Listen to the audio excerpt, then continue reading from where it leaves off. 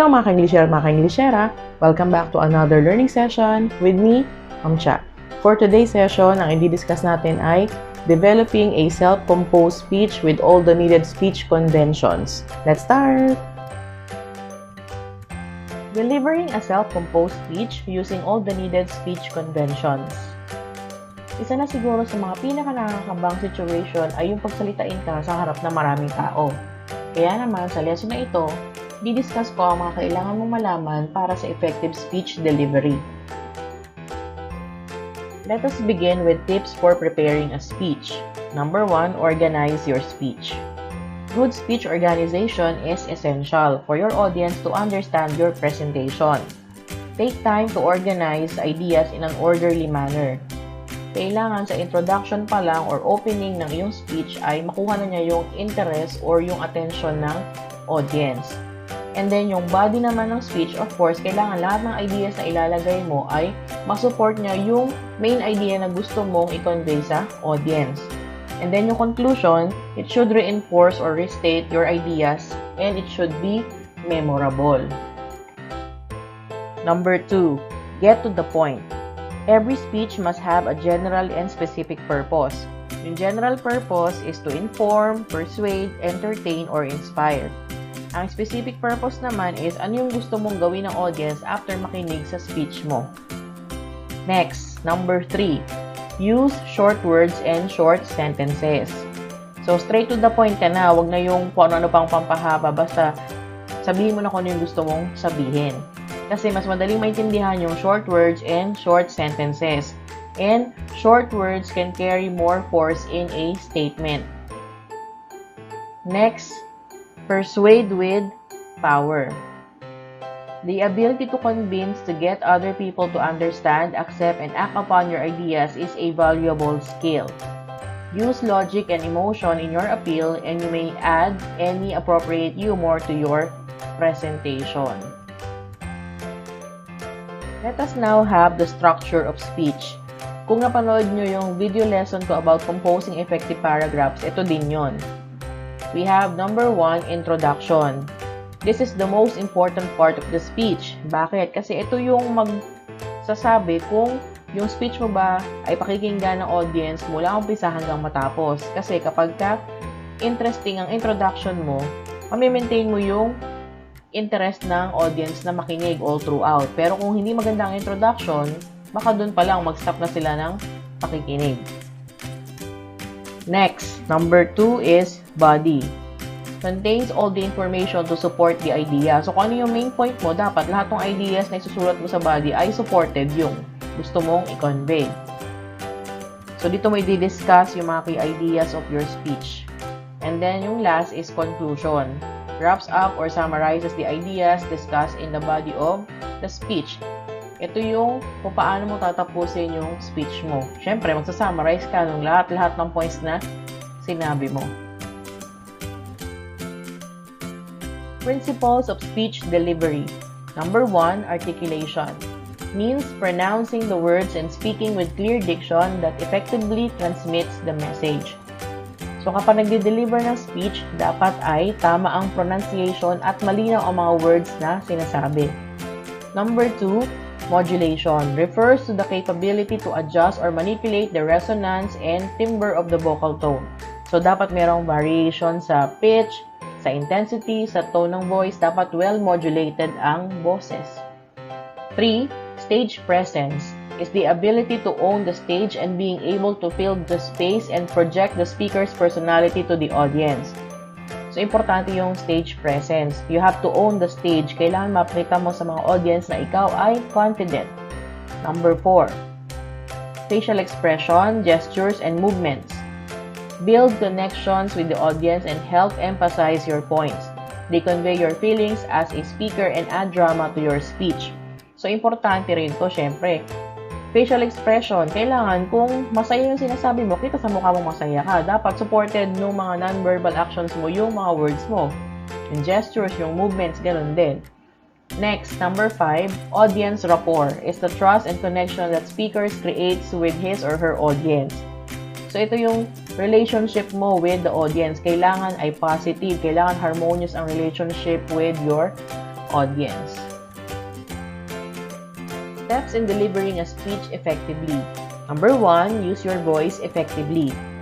So, kailangan ang boses ay audible or loud enough to be heard by the audience, lalo na kung malaki yung venue.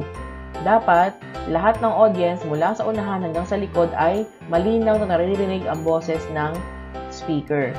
Kailangan din ay may variation sa pitch, tone, and avoid boring your audience. Mahirap kasi kapag wala kang variation, magiging monotonous ka, yung parang iisa lang ang tono. So, kailangan may variation man lang sa pitch and sa tone ng voice. Number 2 is maintain eye contact. This is one way to connect with your audience.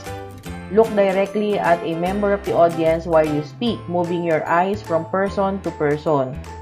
Kasi di ba pag nakikipag-usap tayo, mas okay yung nagkakaroon tayo ng eye-to-eye contact. Tsaka mas nakikita mo yung sincerity.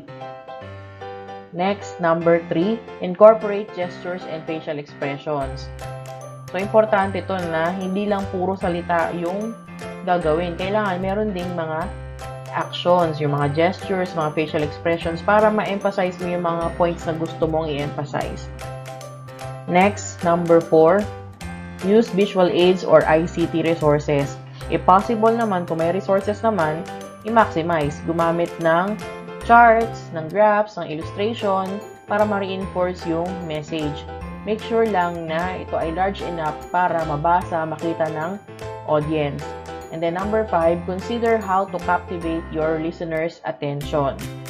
So, kailangan kasi ma-maintain mo yung attention ng audience. Di ba nga, sabi ko, kailangan sa umpisa pa lang, makuha mo na yung attention nila para makinig sila sa'yo all throughout.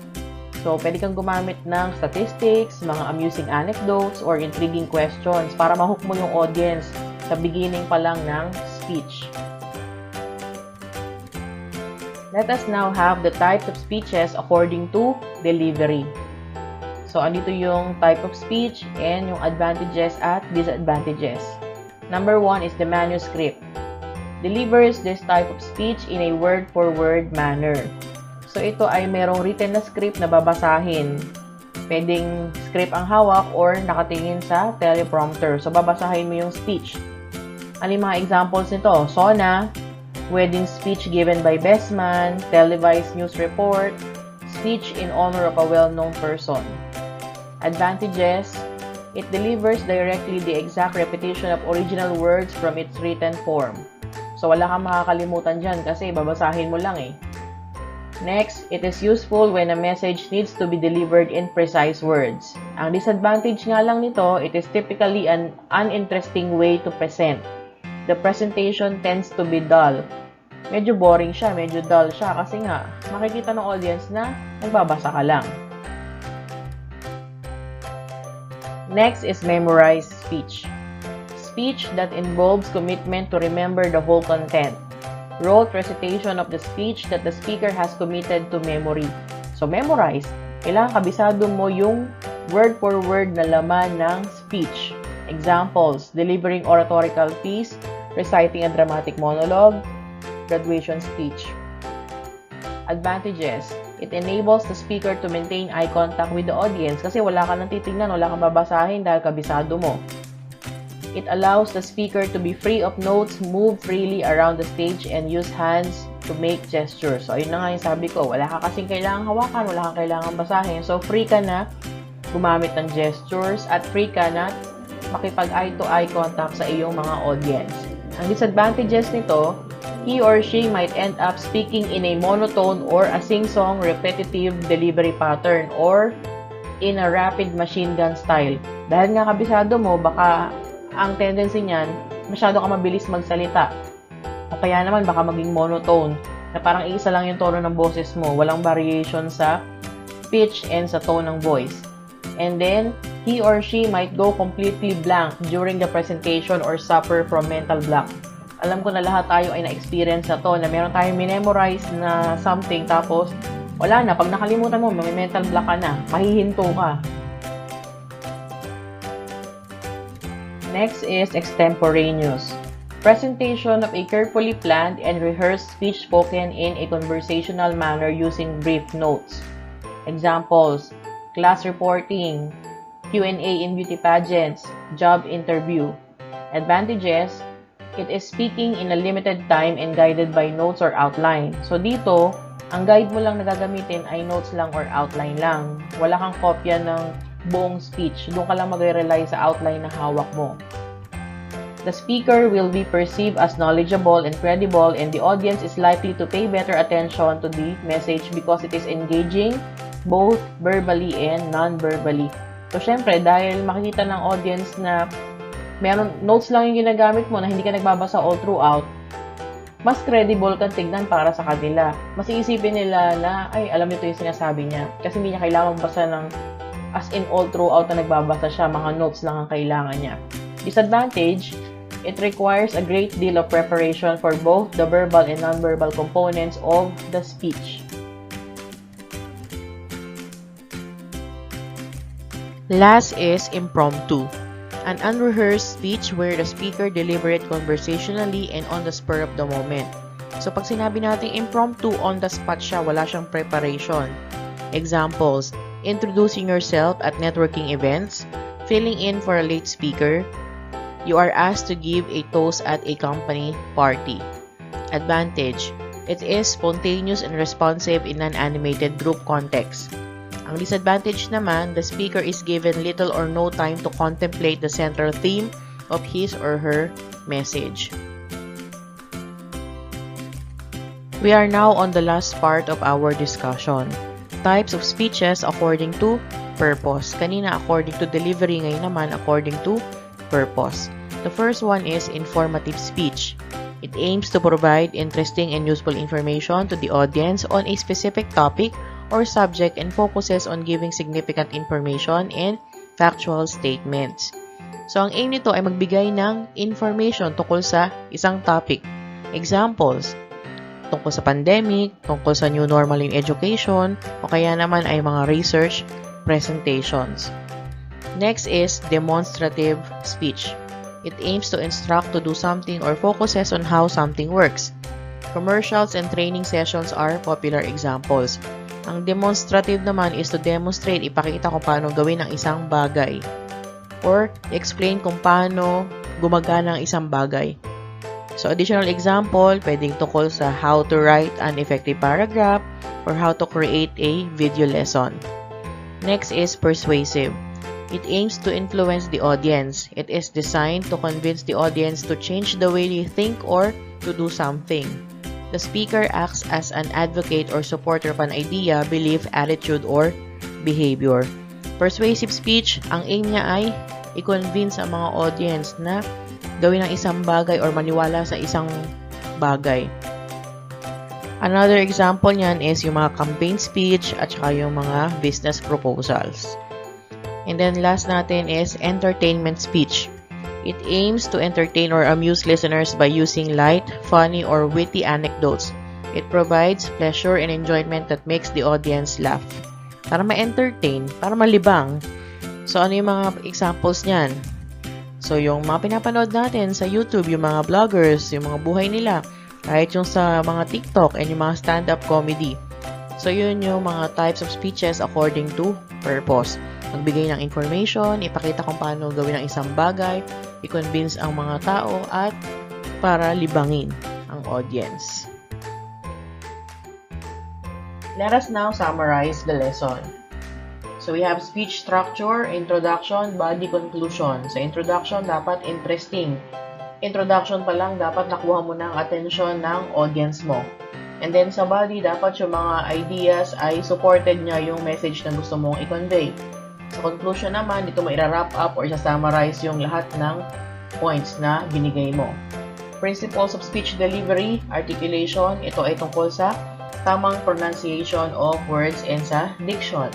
Modulation naman ay tumutukoy sa manipulation ng resonance and timbre of the vocal tone. Stage presence, how you carry yourself in front of the audience. Kailangan confident ka, kailangan own the stage. Facial expression, gestures, and movements. Siyempre, hindi lang verbal. Kailangan supported din ng non-verbal yung mga sinasabi mo para mas mabigyan ng emphasis yung mga points na binibigay mo. Audience rapport, tumutukoy ka sa relationship with the audience. Kailangan meron kang connection with the audience. Next is types of speech according to delivery. So, yung manuscript, ito yung mayroon kang binabasa na script or meron kang teleprompter. And then memorize, yun, syempre, kailangan kabisado mo yung speech mula umpisa hanggang matapos. And then extemporaneous naman, meron kang preparation, meron kang outline, or meron kang ginagamit na notes. And then, for impromptu naman, ito yung on-the-spot na speech, walang preparation. Types of speeches according to purpose. Informative speech, syempre magbigay ng information to inform. Demonstrative speech naman, tumutukoy sa pagtuturo sa iyo kung ano yung dapat gawin sa isang bagay. And then, persuasive, i-convince ang audience na gawin ang isang bagay or maniwala sa isang belief. And then, entertainment naman is para malibang. Let us now have brain gym. Identify the types of speech according to delivery. So, ang choices ay manuscript, memorize, extemporaneous, and impromptu. So, babasahin ko yung questions and then i-reveal ko rin agad yung sagot. Number 1, it refers to speaking with limited preparation, guided by notes or outline, and delivered conversationally. What is your answer?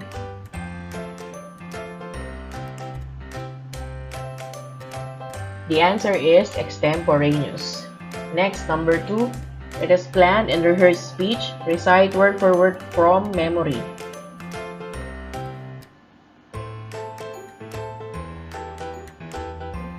The answer is memorized.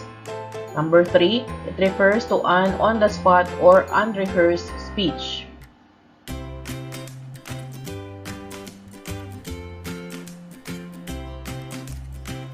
The answer is impromptu.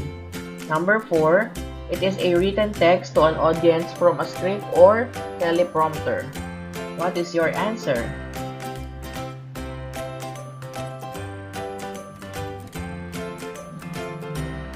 The answer is manuscript. Okay, I hope nakuha nyo ng tamang lahat ng sagot sa numbers 1 to 4. But wait, there's more. Let us have the next part.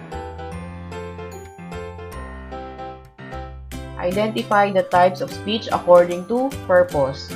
This time, mapagpipilian ay informative, demonstrative, persuasive, and entertainment speech. So, same pa rin, babasahin ko yung question and then ibigay ko rin yung sagot. Number 1, it aims to amuse listeners. What is your answer?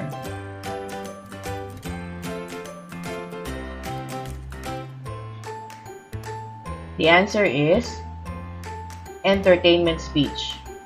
Number 2, it aims to instruct or to teach how to do something. What is your answer?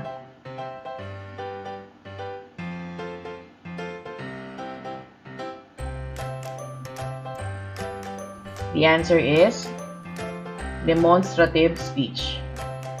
Number 3, it aims to provide information about a certain topic.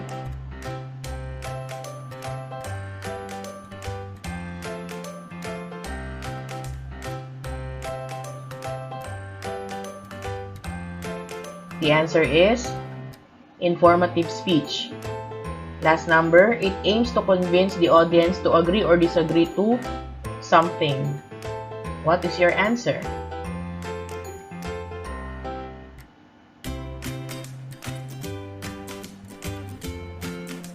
The answer is persuasive speech.